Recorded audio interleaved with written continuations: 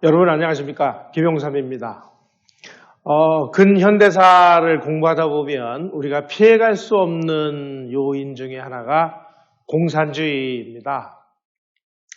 요즘에 나라 걱정 때문에 잠 못 이루시는 분들이 꽤 많을 텐데 그 문제의 본질도 추적해 가다 보면 혹시 이 나라가 공산화되는 거 아니냐라는 그런 불안감을 가지신 분들이 적지 않은 것 같습니다. 저희 주위에 공산화됐던 나라들이 있었죠. 베트남이 공산화가 됐고, 그리고 1970년에 저 남미의 그 끝에 있는 칠레라는 나라가 우리하고 비슷하게 이 선거에 의해서 공산화가 됐던 사례가 있습니다. 물론 칠레는 3년 후에 군부가 쿠데타를 일으켜서 다시 이제 그 정상을 차지했습니다. 자, 그러면 우리가 저는 이제 자유민주주의 체제에 사니까 남한에 살고 있었던 분들이 잠시 이 공산주의를 체험한 적이 있습니다. 1950년 6월 25일 날 북한이 남침을 해서 저 낙동강 전선, 그러니까 경상 남북도 지역의 일부를 제외하고 남한의 전 지역이 공산 체제를 경험한 바가 있습니다. 하지만 그때 그 체험했던 분들은 많이 돌아가셔서 이 공산주의가 도대체 어떤 원리로 작동을 하는지, 대체 공산주의라는 것은 무엇인지를 사실 그 체험을 안 해보면 알기가 쉽지가 않습니다. 그래서 오늘은 공산주의의 작동 원리는 무엇이냐는 것을 가지고 고민 한번 나눠보도록 하겠습니다. 한마디로 얘기해서 공산당과 공산주의의 존재 이유는 뭐냐? 자신들이 정권을 잡기 위해서, 그러니까 남이 가지고 있는 권력을 내가 뺏어서 내가 권력을 행사하기 위해서 혁명을 일으켜서 이 기존의 질서를 파괴하는 것입니다. 다시 말씀드리면 공산혁명이란 인간이 인간을 착취하는 제도를 폐지한다는 명목으로 수단 방법을 가리지 않고 아주 악착스럽고 무자비하게 그리고 비타협적으로 타인의 권력을 탈취하는 것이 바로 공산혁명입니다. 이러한 것을 위해서 먼저 공산당이라는 걸 소수의 인원을 가지고 조직을 합니다. 그리고 당 주변에 대중들을 끌어들인 다음에 결정적인 시기를 통해서 그 대중의 힘으로 상대방을 파괴를 합니다. 이런 파괴를 해야 되는 과정에서 폭력을 일상적으로 사용합니다. 이 공산주의는 늘 폭력하고 뗄래야 뗄 수 없는 관계입니다. 그래서 이거를 공산당의 테러 전술이다 이렇게 얘기를 하는데 상대를 파괴하거나 무력화시키거나 저항을 하지 못하도록, 그러니까 공산주의에 감히 대항하지 못하도록 하기 위해서 협박이라든지 공갈, 납치, 살인, 암살, 기타 무자비한 폭력적인 수단을 동원해서 공포 분위기를 조성을 합니다. 이러한 폭력을 통해서 적과, 그러니까 자기네들에게 반항하는 이 동조자들의 투지를 꺾거나 약화시켜서 감히 공산주의에 반항하거나 대항하지 못하도록 합니다. 이것이 바로 공산당이 즐겨하는 이 테러 전술의 핵심입니다. 요즘에는 이걸 또 적폐청산이다 이렇게 얘기해서 온갖 지금 불법과 비리, 별 희한한 법률과 헌법을 위반한 행위들이 진행 중인 사실은 아마 많은 분들이 느끼고 계실 겁니다. 따라서 공산주의자들은 자신들이 정권을 잡기 위해서 그리고 그러한 투쟁에서 성공하기 위해서 속임수를 아주 그 전순 전략의 핵심으로 씁니다. 제가 지난번에 그 선전선동술과 관련해서 괴벨스 이론을 한번 말씀드린 적이 있는데, 거짓말은 한 50번, 100번 이 정도 할 때는 사람들이 아유 저 거짓말 또 하네 이렇게 하지만 100번, 1000번, 10,000번을 계속 똑같은 거짓말을 계속 들으면 야, 저 사람이 저렇게 일관되게 얘기하는 걸 보면은 저거 혹시 맞을 수도 있는 거 아니야? 라고 뇌 인지구조가 바뀐다는 걸 지난번에 한번 말씀을 드렸죠. 그래서 이 대중들을 끌어들이기, 공산당 쪽으로 끌어들이기 위해서 공산당은 선한 존재해야 되고 공산당은 뭐 대중을 위해서 존재해야 되는 거고 뭐 이런 식으로 다 거짓말을 하고 거짓말을 하다 보니까 자기네들의 핵심 본질, 그러니까 타인으로부터 권력을 빼앗아서 자기가 권력을 행사하려고 한다는 이 핵심 본질을 계속 숨깁니다. 숨기다 보니까 뭐 거짓말과 거짓말 막 이런 것들이 막 이중 구조로 막 해서 뭐가 사실인지 뭐가 거짓말인지조차도 모르는 상황을 만들어 버립니다. 특히 이제 제가 잠시 후에 말씀드리겠습니다만은 이 공산주의가 사용하는 용어와 자유민주주의자들이 사용하는 용어는 완전히 다릅니다. 이런 식으로 다 그 구조를 그 이중 구조 속에다 자기네들의 본질을 숨겨놔 버렸습니다. 따라서 이 공산주의의 본질은 한마디로 뭐냐? 계획적이고 의도된 속임수 체계다 이렇게 얘기를 합니다. 그래서 요셉 보엔스키라는 사람이 공산주의의 비판 전서라는 책을 썼는데 그 책에 공산주의에 대해서 뭐라고 얘기했느냐 이렇게 얘기했습니다. 공산주의를 해석할 때 가장 일반적인 과오는 선전 슬로건을 공산주의의 진실한 본질로 착각하는 것이다. 끊임없는 거짓말이 레닌의 극단적인 정치적 비도덕성의 특징이다. 끊임없는 거짓말. 공산주의의 허구성을 파악하기 힘든 주요 원인은 거짓말이 지나치게 심할 뿐만 아니라 끊임없이 거짓말을 반복하기 때문이다. 공산주의자가 아니면 이렇게 엄청난 거짓말을 이처럼 끊임없이 할 수 있으리라고는 상상조차 못한다. 요셉 포인스키라는 사람이 공산주의 비판 전서에 이렇게 썼습니다. 저 이거 보고 이 공산주의자들은 이게 거짓말이 일상화된 나라구나, 일상화된 집단이구나 하는 것을 아주 본질적으로 깨닫게 됐습니다.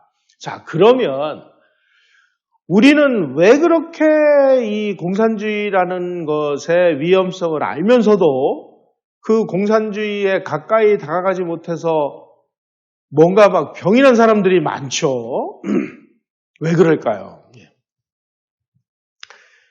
요게 조선시대 그 양반과 그 상민, 말하자면 이제 우리가 뭐 상민이라고 했는데 흔히 얘기하면 이제 상놈이라고 얘기를 하죠. 이 양반들은 노새를 타고 양반이 지나갈 때는 이런 식으로 일반 백성들은 아주 예의를 표하게 돼 있었습니다. 이 예의를 표시 안 하면 아주 뭐 피곤죽이 되도록 얻어맞습니다. 이 조선 500년 동안 이 양반과 이 상민의 이 그 소위 말하는 그 넘을 수 없는 계급 구조에 아주 찌들어가지고 이 민심이 뒤틀어 버렸어요. 그래서 그 많은 상민들은 아주 교조화된 평등 사상, 모두가 다 평등하게 사는 세상을 유토피아처럼 생각을 하고 있어요. 해방 후에 우리가 그 대한민국이 만들어지면서 소위 말하는 이 계급 구조, 신분 구조, 양반과 상민, 뭐 노비, 천민 이런 구조를 다 파괴하면서 과거의 노비였던 사람들이 내가 열심히 그 노력만 하고 내가 남들보다 더 진지하게 노력을 하고 새로운 창의성을 가지고 노력하면 누구나 다 사장도 될 수 있고 판검사도 될 수 있고 사회의 고위층이 될 수도 있는 소위 말하는 이제 신분 상승의 사다리가 만들어진 이런 나라가 됐습니다. 누구나 노력하면은 신분 상승이 가능한 이 기회 시대가 도래를 했는데 그럼에도 불구하고 우리의 그 유전인자 속에는 아주 이 평등 사상의 독구서처럼 지금 그 존재하고 있습니다. 이러한 유토피아적인 평등론이 지금 어떤 용어로 취한돼서 사용되고 있느냐? 뭐 경제 민주화, 동반 성장론, 대기업 경제력 규제, 중소기업 보호 및 지원, 수도권에 대한 극단적인 규제 시행. 요즘에는 뭐 수도권과 지방, 강남과 강북, 가진 자와 못 가진 자 이런 식으로 전부 뿔뿔이 그냥 찢어가지고 사람들을 가진 것이 없는 사람들끼리 평등하게 잘 사는 사람이 먼저인 세상 이런 게 지금 이제 아주 일상 용어가 되다시피 했습니다. 그 중에서도 가장 심각하고도 우리가 생각해봐야 될 용어 중에 하나가 이 헬조선, 금수저, 흙수저 같은 이런 계급 의식을 조장하는 용어들입니다. 이러한 용어 속에는 가진 자들에 대한 부도덕성, 범죄성을 부각을 시켜서 악한 존재다라는 것을 아주 상징적으로 은연중에 주입을 시키고 있습니다. 한편에서는 가지지 못한 자들에 대한 동정, 선한 이미지 더 씌우기, 바로 이게 좌파들이 장악한 문화 권력을 통해서 조직적으로 유포가 되고 있습니다. 아마 드라마나 이런 데서 재벌 2세, 3세가 아주 선한 이미지로 나오는 그런 드라마 보신 적 있습니까? 그냥 재벌 2세, 3세들은 맨날 바람이나 피고 누구 등이나 쳐먹고 이런 이런 존재로 나오죠. 바로 이런 헬조선이라는 용어 속에는 대한민국이 불공평한 사회다. 이런 사회는 존재할 필요가 없다라고 하는 아주 이 계급의식을 강렬하게 인식시키는 계급투쟁적인 논리가 숨어있다는 사실을 여러분들 아셔야 됩니다. 바로 이러한 헬조서 같은 금수저, 흙수저 같은 이런 용어를 등장시켜서 한국은 사람 살기가 정말 더러운 나라라고 계속 각인을 시켜서 대한민국이라는 체제를 지켜야 될 가치가 없는 나라로 무너뜨리는 바로 이러한 작업이 의식화의 제1단계라는 사실을 우리는 정말 소름 끼치도록 들여다봐야 됩니다. 대중을 군중심리로 몰아가고 우민화해서 자기들의 정책이라든지 생각, 방법이나 주장을 교묘하게 현실화하고 거짓말을 사실로 받아들이도록 만드는 기술이 바로 선전선동이다라는 것은 지난 시간에 제가 한번 말씀드린 적이 있습니다. 그리고 이 사람들은 또 수많은 거짓말에다가 한 가지 정도의 사실을 보태서 그 거짓말을 마치 사실인 것처럼 또 포장을 하는데 아주 뛰어난 기술을 가지고 있는 사람들입니다. 요즘에 얼굴들만 보면 정말 밥맛이 떨어지는 이런 분들, 거짓말을 밥 먹듯이 일삼으면서도 조금도 죄책감을 안 느낍니다. 폭력혁명을 주장하면서도 악착같이 평화를 앞세운다.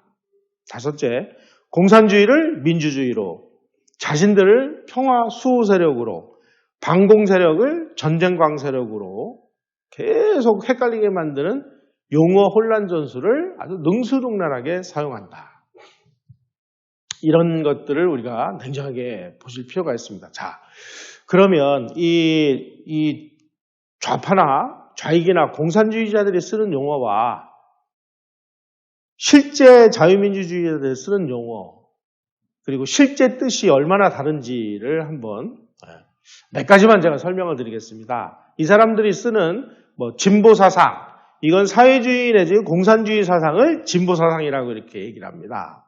진보 세력, 이거는 사회주의 공산주의를 추종하는 세력이에요. 한마디로 얘기하면.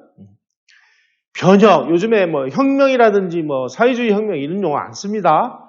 체제 변혁이다. 야, 이게 체제 변혁이 뭐냐? 알고 보면 폭력혁명을 이야기하는 겁니다. 한마디로 해서 체제 변혁 운동은 자본주의 체제를 사회주의 체제로 전복하는 혁명을 체제 변혁 운동이다. 이렇게 얘기를 하고 있어요.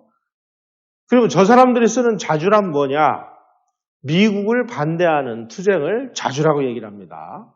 그럼 이 사람들은 민주라는 용어를 막 밥 먹듯이 쓰는데 그럼 민주는 뭐냐? 남한 정권을 무력화시키는 투쟁을 민주화 투쟁이다. 이렇게 얘기를 해요. 민족 공조. 남한의 공산주의자와 북한의 공산주의자들이 손을 잡고 통일전선을 구축하는 것을 민족 공조다. 이렇게 얘기를 합니다. 이런 거를 따지면요. 한이 없습니다. 과거에, 요즘에는 이런 용어 잘 안 쓰는데, 과거에는 이제 양심수라는 얘기를 많이 썼습니다. 양심수는 한마디로 뭐냐? 감옥을 살다가 전향을 하지 않고 출소한 공산주의자들을 양심수다 이렇게 얘기를 합니다. 그러면은 민주화 운동 세력은 뭐냐? 사회주의를 지향하는 운동 세력이다. 이렇게 우리가 얘기할 수 있습니다. 비전향 장기수. 비전향 장기수가 뭐예요? 아직까지 자기는 공산주의를 신봉하는 그런 하면서 감옥에 있는 사람을 비전향 장기수다 이렇게 얘기를 해요. 이런 걸 따지면요, 정말 밑도 끝도 없어 한도 없습니다. 또 우리가 이 공산당의 이중구조라는 것을 좀 아실 필요가 있습니다. 공산주의자들은 하나의 문제에 대해서 상반된 두 가지 주장을 내세웁니다. 하나는 사실을 사실대로 얘기하고 하나는 사실과 관계없이 내거는 선전용 주장입니다. 다시 말씀드려요. 공산주의자들이 자신들이 행하는 지금 같은 걸 이제 폭력 독재 내지는 소위 말하는 이제 그 법치 독재라고 얘기하는데 이런 거를 자기네들은 이게 민주주의다라고 얘기를 해요. 왜 그러냐? 대중들은 독재를 바라는 게 아니라 민주주의를 바라기 때문에 자기네들이 하는 폭력 독재를 민주주의라고 우깁니다. 그래서 우리는 이런 거하고 진짜 민주주의를 구분하기 위해서 요즘에 우리는 자유민주주의다라고 얘기를 하죠. 예. 자유민주주의와 저 사람들이 쓰는 민주주의는 천양지차로 다릅니다. 그럼 저 사람들이 얘기하는 민주주의란 뭐냐? 법에 의해서 지배하고 통치하는 것을 민주주의라고 얘기하는 게 아니고 국민의 기본권을 보장하는 것을 민주주의라고 하는 게 아니고 소위 말하는 하늘이 어떤 개인에게 준 천부적인 자유를 인정하는 그런 정치체제를 민주주의라고 하는 게 아니고요. 다수자가 지배하는 것이 민주주의다 이렇게 얘기를 해요. 다수자, 노동자, 농민같이 자기네들을 추종하는 수많은 머릿수로 보면 다수자들이 원하는 대로 하는 것이 민주주의라고 얘기를 해요. 절대 다수를 차지하는 노동자, 농민동맹에 의한 다수자의 지배이기 때문에 민주주의다 이렇게 주장을 해요. 그래서 우리가 얘기하는 하늘이 한 개인에게 준 천부적인 자유를 보장해주는 그런 정치체제를 우리는 자유민주주의라고 지금 이야기할 수밖에 없는, 그러니까 용어를 선점당한 겁니다. 말하자면. 공산주의자들이 입만 내세우면은 못 가진 자, 서민, 노동자, 농민을 원한다고 이야기하는 이유는 뭐냐? 자기가 서민이라고 생각하는 사람들이 내가 부자다라고 생각하는 사람보다 훨씬 많기 때문입니다. 인구의 다수를 차지하는 노동자, 농민, 서민 이런 사람들을 내 편으로 끌어들이기 위해서 계속 우리는 노동자 정권, 농민 정권, 못 가진 자들을 사랑하는 정권, 서민 정권 이렇게 얘기를 해요. 노동자와 농민을 자기 편으로 끌어들여서 공산혁명에 성공을 한 다음에 너희들이 우리 편을 들어주면은 농민 당신들 지금 땅 없지? 매일 지주들한테 땅 빌려가지고 소작하느라고 그동안에 얼마나 많은 서름을 당했어. 우리가 우리 편을 들어주면, 우리 공산주의자의 편에 들어서 이 혁명을 성공시켜주면 너희들에게 토지를 공짜로 나눠줄게. 그래서 농민들을 끌어들여요. 그런 다음에 잠시 나눠줘요, 땅을. 이거는 소유권을 주는 게 아닙니다. 경작권만 주는 겁니다. 그리고 또 세금을 긁어가요. 그 세금을 지주들한테 뜯긴 것만큼 긁어갑니다. 그래놓고 나중에 다시 뺏어요. 다시 뺏는 걸 뭐라고 얘기하느냐? 후일에 가서 사회화한다라고 주장을 합니다. 여러분, 사회화라는 말 잘 아셔야 됩니다. 자, 처음에는 노동자, 농민들의 힘을 이용하기 위해서 야, 농민 너희들 우리 편들면 우리가 공산혁명에 성공하면 지주들 땅 뺏어가지고 너희들에게 줄게. 노동자, 너희들 그동안에 자본가들한테 얼마나 많은 착취를 당했어. 우리가 자본가들 돈 뺏고 공장 뺏어가지고 너희들이 같이 경영할 수 있게 만들어줄게 해가지고 다 끌어들인 다음에 그 다음에 공산당이 세력을 딱 장악을 한 다음에는 모든 것을 자기네 거로 만들고 국유화를 해서 당의 소유로 만드는 것을 사회화한다 이렇게 얘기를 합니다. 자, 그러면 아니, 니네가 우리한테 준 땅을 왜 뺏어가? 내놔 그런다고 해서 그냥 내줄 농민, 노동자가 어디 있겠습니까? 그러니까 이제 막 노동자, 농민들이 막 내 땅 못 내놔 하고 막 이제 반대를 하면 폭력으로 이것을 찍어 눌러서 뺏는 겁니다. 자, 이거를 영국의 역사가 버나드 페이스는 뭐라고 얘기했느냐? 농업 집단화, 이걸 이제 뺏어가지고 집단 농장을 만들어요. 그리고 이 농민들은 전부 집단 농장의 농노로 귀속을 시켜요. 그런데 그런 방법이 뭐냐? 농업 집단화는 극도의 대담성과 무자비성이 필요했다. 소위 말하는 그냥 뭐 말 안 들으면 가서 죽여버리고 뺏었다는 뜻입니다. 한마디로 얘기하면 폭력과 학살 방식으로 강제를 합니다. 그러면 노동자 농민은 뭐예요? 공산당한테 이용만 당한 거죠. 이 공산 전체주의자들은 자기네들이 권력을 장악하기 위해서 노동자, 농민, 그러니까 숫자가 많은, 그 다음에 서민이라고 생각하는 사람, 무산대중이라고 얘기하죠. 이 사람들을 끌어들여서 이용만 해먹고 버리는 겁니다. 그들에게 권력이나 부의 원천을 절대로 나눠주지 않고 모든 것을 공산주의자가 독점을 합니다. 다시 말씀드리면 양반 자리에 공산당이 들어앉은 거랑 마찬가지 현상이 됐습니다. 자, 프롤레타리아 독재라는 것은 뭐냐? 권력을 공산당이 차지하기 위해서 노동자, 농민을 동원하기 위한 사기극이 바로 프롤레타리아 독재라는 말입니다. 레닌은 뭐라고 얘기했느냐? 레닌의 저작 보면 이런 얘기들이 수도 없이 나옵니다. 공산당의 모든 중요한 결정은 전적으로 당 중앙위원회가 한다. 그래서 레닌이 살아있을 때 당 중앙위원회, 줄여서 당 중앙이라고 얘기했는데 당 중앙의 두목은 누구냐? 레닌이죠. 그래서 당 중앙이 한다. 그럼 뭐냐? 레닌이 알아서 한다는 겁니다. 무슨 프롤레타리아 독재는 무슨 얼어 죽을 프롤레타리아 독재예요. 공산당의 조직 원리인 중앙집권제에서는 하부기관이나 모든 당원이 상부기관의 결정에 무조건 복종해야 됩니다. 무조건 복종하지 않으면 강제수용소로 끌려가거나 죽여버립니다. 이런 방식으로 해서 계급은 당에 의해서 대치되고 당은 당중앙위원회에 의해서 대치됩니다. 당중앙위원회는 정치국에 의해서 대치되고 정치국은 최고 권력자 한 사람인 레닌이나 스탈린이나 이런 사람들에게 대치됨으로 인해서 1인 독재가 완성되는 거죠.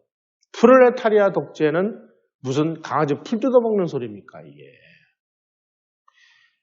궁극적으로 이 공산 전체주의자들은 자신들의 독재는 다수자의 지배이기 때문에 가장 민주적이다라고 주장을 하는데 이게 전부 계급은 당으로, 당은 중앙위원회로, 중앙위원회는 정치국으로, 정치국은 1인으로.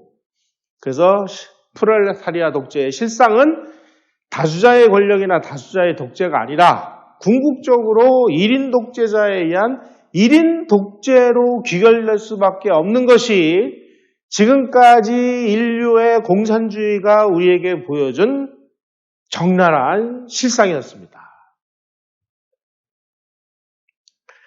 한마디로 공산주의는 파괴 기술입니다.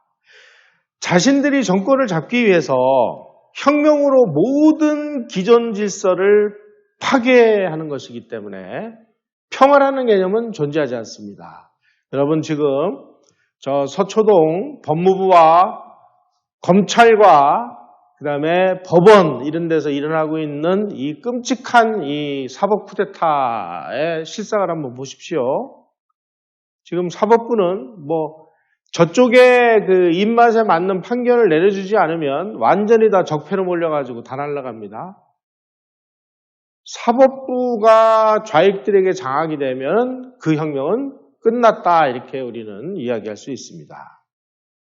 타인의 권력을 빼앗기 위해서 철저한 속임수를 내세우죠. 검찰에 말 안 듣는 사람 숙청하고 말 잘 듣는 사람을 집어넣는 걸 뭐라고 얘기해요? 검찰 개혁이다 이렇게 얘기를 하죠. 개혁은 무슨 개혁이에요 지금? 검찰을 좀 폭력적인 힘을 동원해서 지금 뒤집고 있는데 이런 짓을 하면서도 말끝마다 이 사람들이 얘기하는 건 뭐냐? 개혁, 평화를 사랑하고 우리는 개혁을 사랑한다. 개혁지향 세력이라고 얘기를 해요. 스탈린은 한마디로 공산주의를 뭐라고 얘기했느냐? 혁명의 과학이다. 파괴의 기술이다. 이렇게 얘기를 했습니다. 이제 검찰마저 좀 저명이 됐으니 이제 공산주의자들 그 다음에 저 무소불위의 그 법치를 파괴하는 세력들을 누가 잡아낼 수 있겠어요? 이미 경찰은 오래전에 이미 그 자유민주 세력이 아니라는 사실은 여러분들 다 알고 계시죠? 따라서 스탈린의 그 해석에 의하면 공산주의는 곧 폭력과 동의어다라고 얘기할 수 있습니다. 공산주의자 말하는 혁명은 인구의 일부가 소총이나 총검, 대포에 의해서 자신들의 의지를 다른 일부에게 강요하는 것이다. 이렇게 정의를 하고 있습니다. 공산주의자들은.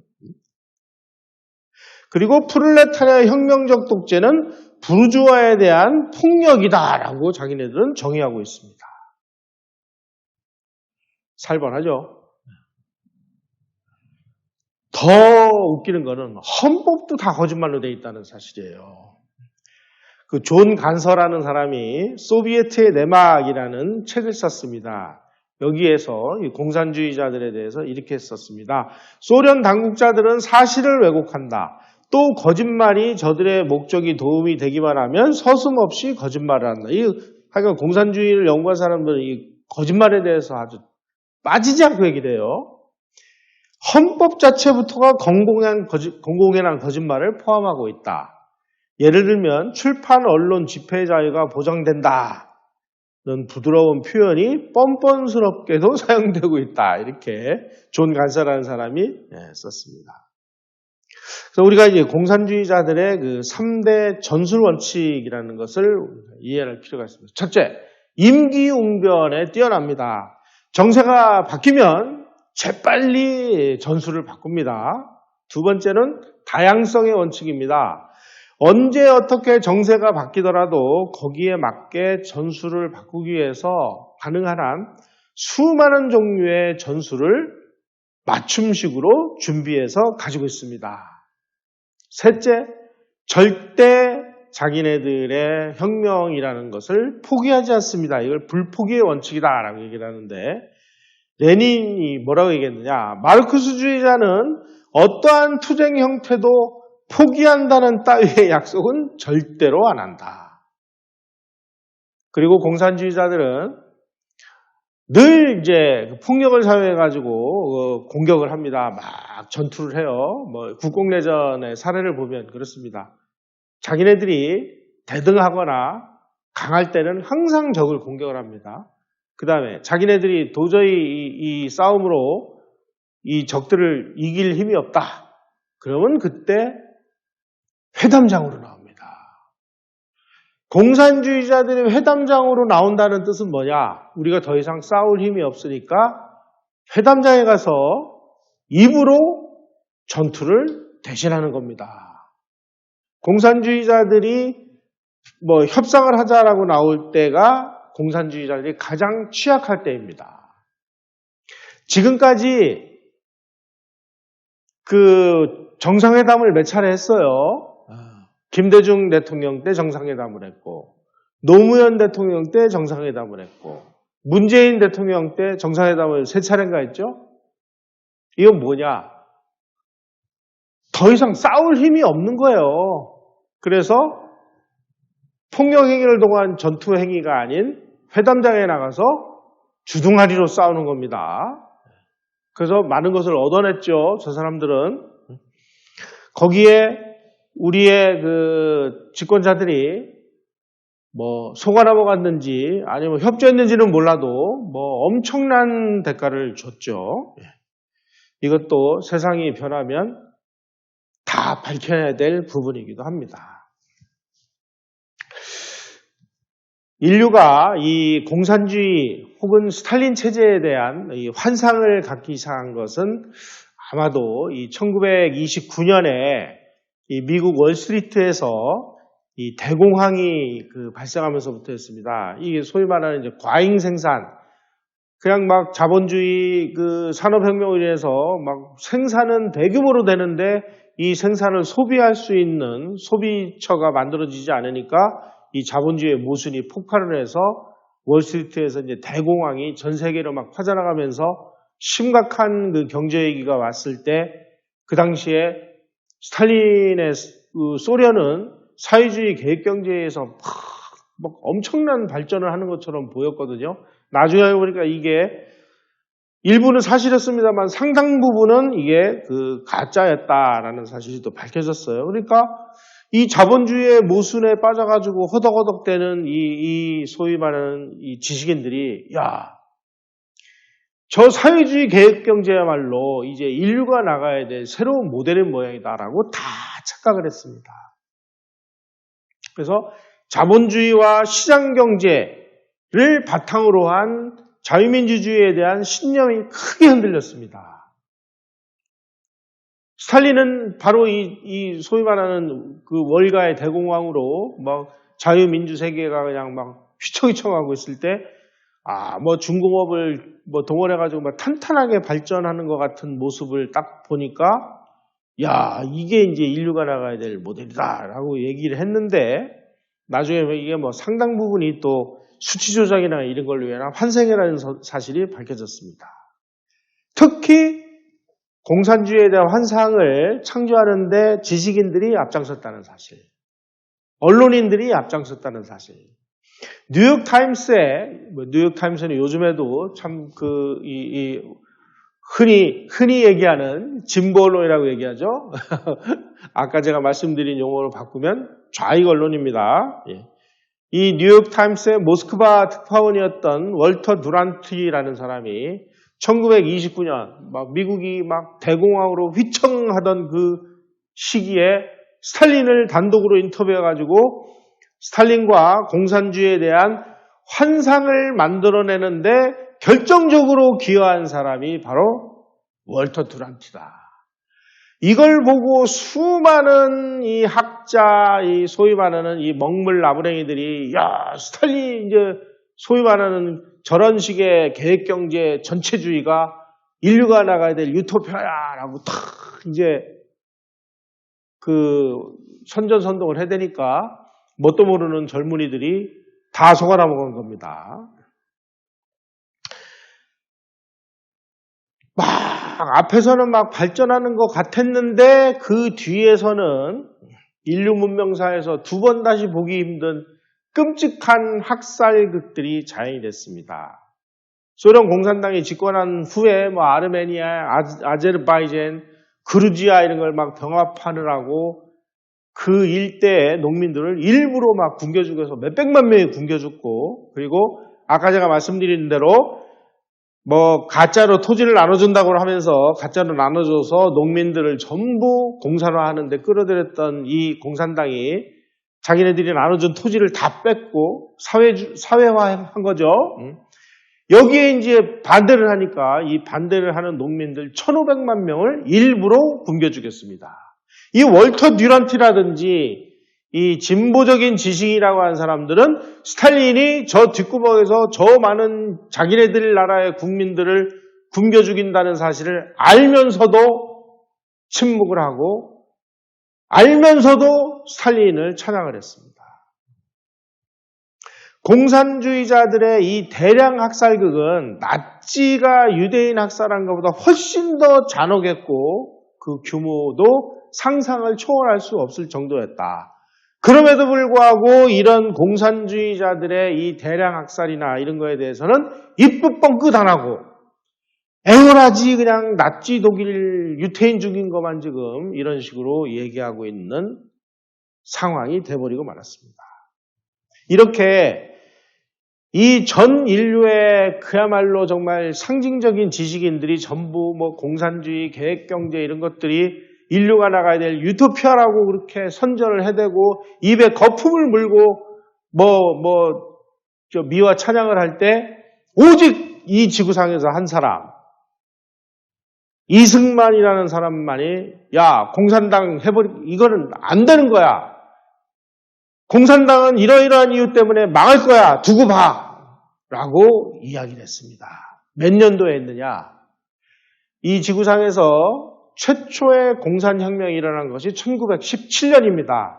그로부터 불과 6년 후에 1923년에 이승만, 그 당시는 박사죠. 이제 23년이면 아마 아직 임시정부 대통령에서 탄핵당하기 전입니다. 그러니까 우리가 이승만 대통령이라고 우리가 설명을 하죠.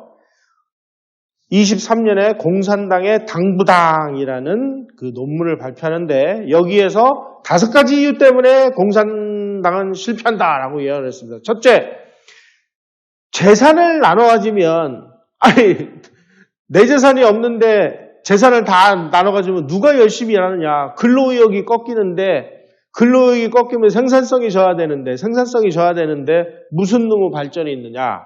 이런 것 때문에 망한다. 둘째, 그 공산당들이 기업가를 없애자라고 얘기하는데 그러면은 혁신은 누가 하냐? 노동자, 농민이 혁신하냐? 천만에 맞습니다. 기업가가 하는 거다. 기업가를 없애면 혁신이 이루어지지 못하기 때문에 망한다. 셋째, 공산당들이 지식인을 없애자라고 얘기를 하는데 지식인을 없애면 모든 사람들이 우매진다. 따라서 망한다. 넷째, 공산당들은 종교를 없애자고 하는데 종교가 없어지면 도덕이 타락한다. 다섯째, 공산당들은 입만 열면 소련이 조국이다 이렇게 얘기를 하는데 소련을 조국으로 믿으면 소련한테 배반당한다. 우리는 이미 1921년에 우리 청산리 봉오동에서 빛나는 승리를 거둔 우리 독립군들이 자유시로 유인당해서 이 소련 공산당들한테 몰살을 당했죠. 우리 이미 속은 경험이 있습니다. 이승만 대통령이 1923년에 이러한 기고문을 쓸 수 있었던 이유는 뭐냐?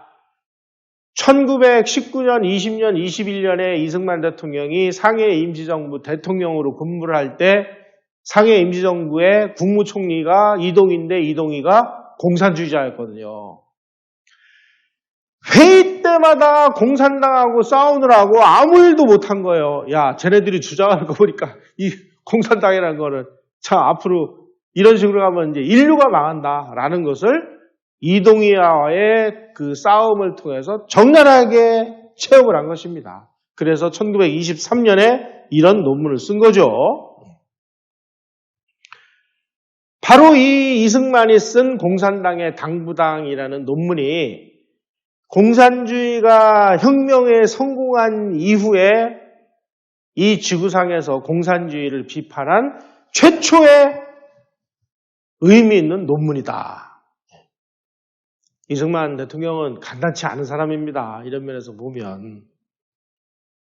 자, 이승만의 반공 철학은 뭐냐? 이승만 대통령은 공산주의자에서 이렇게까지 얘기를 합니다. 공산주의는 문명 발전의 방해꾼이다. 공산주의는 호열자, 그러니까 콜레라를 호열자라고 했어요. 예. 인간은 호열자와는 같이 살 수 없다. 그러니까 공산주의자하고는 같이 살 수 없다는 얘기입니다. 한국의 공산주의자들은 한국인의 얼굴을 한 소련 사람이다. 그들의 조국으로 보내야 된다. 무조건적인 투쟁적 평화주의자는 간첩과 같다. 자, 이 용어를 요즘 쓰는 용어로 바꾸면 왜 대한민국에서 자유민주주의, 대한민국은 민주공화국이고 자유민주 질서를 보장을 하고 있는 대한민국에서 왜 저런 공산주의 짓을 하고 좌익 짓을 하냐 이거죠. 이승만 대통령이 얘기하면 그들의 조국으로 가면 되는 거 아니에요. 북한에 가서 공산주의 하면 될 거 아니야. 이승만 대통령은 공산주의를 뭐라고 얘기했느냐? 원래 자유롭게 되기를 원하는 인간 본성을 거역해가면서 국민을 지배하려는 사상체계다. 이런 이념을 따르는 정치체제는 반드시 실패하게 돼 있다. 1923년에 그 논문을 쓴 이래 여러 차례 아주 의미 있는 논문을 발표합니다. 이승만 대통령이 파악한 공산주의의 핵심 본질은 뭐냐? 첫째, 모든 나라의 공산당은 소련의 조종을 받는 도구다. 둘째, 공산당의 목적은 수단, 방법을 가리지 않고 정권을 잡는 일이기 때문에 그들과 협력하는 것은 절대 불가능하다. 좌우합작? 이거는 개개나 줘라. 좌우합작의 마지막 종착역은 공산화다. 셋째, 공산당과 협작은 소수분자들에게 거부권을 주는 것 같다. 바로 이러한 원칙에 의해서 이승만 대통령은 좌우합작이라는 이 달콤한 유혹을 물리치고 오로지 반공 입장으로서 공산주의와의 투쟁을 통해서 저들의 의지를 꺾고 대한민국을 지켜내고 대한민국을 건국해낸 것입니다. 자, 해방 이후부터 한국 사회를 뒤흔든 지난번에 제가 이것도 강의를 했습니다만 대구 폭동, 제주 4.3, 여수 순천 반란 사건, 최근 들어서는 촛불 시위에 이르기까지 이 발생 과정이라든지 확산되는 방법이라든지 진행 양상, 결과는 거의 비슷한 패턴을 보이고 있습니다.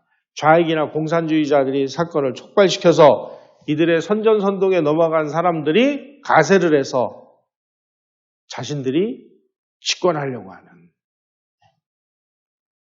한마디로 얘기하면 포퓰리즘의 악마성을 적극 활용을 해서 군중심리를 적당히 이용해서 군중심리로 대중들을 속인 다음에 자기네들이 원하는 쪽으로, 자기네들이 원하는 목표를 달성하는 이 중우정치의 본질을, 그리고 민중주의의 포퓰리즘의 핵심 본질을 꿰뚫어보고 있는 집단이 바로 공산주의 집단이다. 지금 우리는 이 사람들의 아주 파상적인 지금 대공세 앞에 놓여 있습니다. 지금 공영방송이라고 하는 KBS, MBC를 비롯해서 거의 모든 언론들이 정말 이 지구상 최초의 반공주의자 이승만 대통령을 친일 괴뢰로 몰아가고 제주 4.3을 민중항쟁이라고 띄우고 여수 순천 반란 사건을 민중항쟁이라고 지금 미화 찬양을 하고 하는 이 핵심 본질은 뭐냐? 한마디로 이승만이 공산당들을 찍어 누르고 탄생시킨 이 대한민국은 이거는 헬조선이기 때문에 존재해야 될 가치가 없는 집단이다. 오히려 가치가 있다면은 항일 무장투쟁으로서 일제와 열심히 싸운 북한의 민족사적 정통성이 있는 것이 아니냐. 따라서 우리는 남한에 있는 좌익 공산주의자들과 북한에 있는 이 위대한 항일 무장투쟁을 한 사람들이 손을 잡고 연방제로도 해야 되는 거 아니냐. 그런데 북한의 지도자들이 무슨 항일투쟁을 했습니까? 지난 시간에 우리가 말씀드렸듯이 저 사람들은 중국 공산당이 돼서 중국으로 귀화를 해서 중국 국적을 가지고 중국 공산당으로 입당을 해서 중국 공산당 산하에 있는 무슨 항일연군인지 뭔지에 들어가서 중국의 해방과 중화조국의 옹호를 위해서 싸운 사람들이지 어떻게 이 나라의 독립과 해방을 위해서 싸운 사람들입니까? 이러한 사기극들이 지금 우리 모든 국민들이 그래도 항일투쟁 했다니까 저쪽이 좀 난 거 아니야?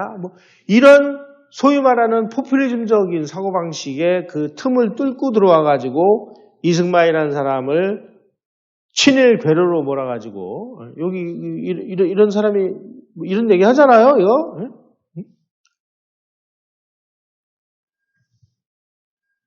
이렇게 해서 전 국민들을 지금 다 속이고 수단 방법을 가리지 말고 한국 사회를 지금 아예 좌회전시키는 것까지는 다 성공을 했고 이제 아예 그냥 적화통일이라도 할 기세로 지금 이러고 있습니다.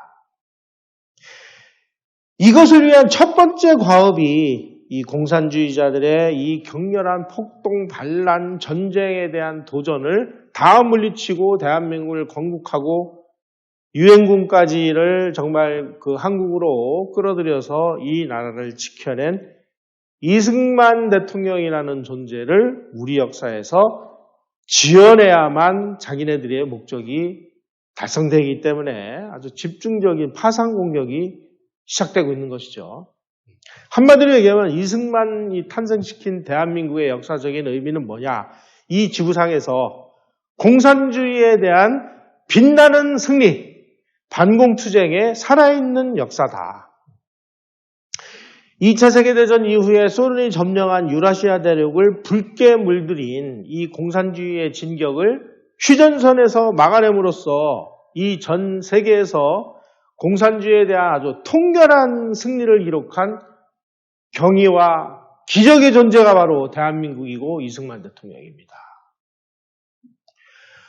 오늘날 이 좌파 공산 전체주의자들이 반공에 대해서는 아마 히스테리를 일으키는 이유는 바로 이승만 대통령에게 자기네들이 처절하게 패했기 때문이거든요. 그래서 우리가 이 공산주의의 작동 원리를 잘 알면 거기에 대응할 수 있는 논리도 자연스럽게 만들 수가 있습니다. 오늘 제가 말씀드린 공산주의의 작동 원리 뭡니까? 거짓말 그리고 계급투쟁을 부추기는 이런 용어들을 만들어서 국민들의 이성을 마비시키는 행위입니다.